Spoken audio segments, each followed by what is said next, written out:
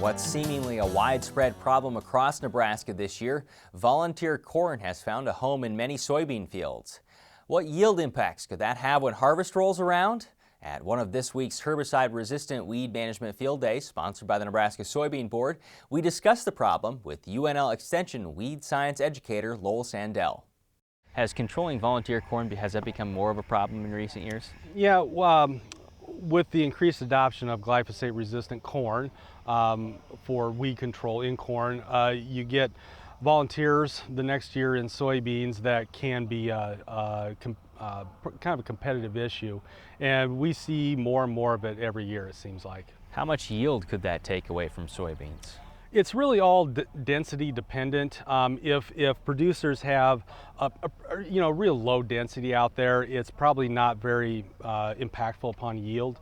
But if they have a situation where a combine wasn't set quite right, or if weather causes ear drop or anything like that, you can get pretty heavy, occasionally get heavy volunteer corn infestations. And that we're talking about a yield hit of what? If it's allowed to compete with soybeans for an extended period of time, V3, V4, you can probably lose 10 to 30% yield on that, just from that early season competition. Does that mean that it's very important to control volunteer corn early in the season?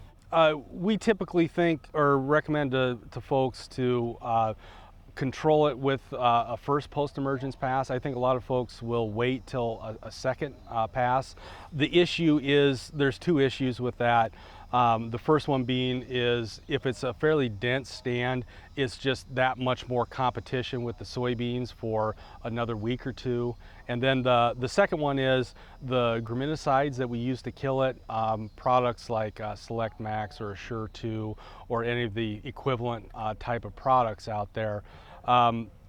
They're very rate dependent for control on how big the corn gets. So the longer they wait, they should probably think about adjusting the rate a little bit higher, which costs more money. Yeah, that could affect cost. Now, can it also impact yield in corn if you were to go corn on corn? Yeah, it's the same situations with soybeans. If it's a relatively low density, there's probably not a lot of impact on corn. But if you do, again, have those situations where it's a very dense problem of volunteer corn, it can certainly negatively impact corn yield as well. With the soybean varieties we're seeing now, will it become even harder to control in the future? That's a good question. It really depends on what the traits are in that corn, and whether whether what we use in our soybean herbicide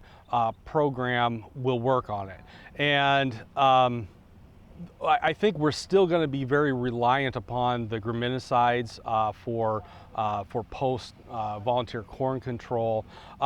So new traits may have an impact, but it'll probably be relatively minimal. Should it impact anyway the way you select your soybean varieties the next season? I think producers should select soybean varieties based on yield. But just also think about what you did in the previous corn year, and if you need to make any adjustments in your soybean year based on the traits that are in that volunteer corn.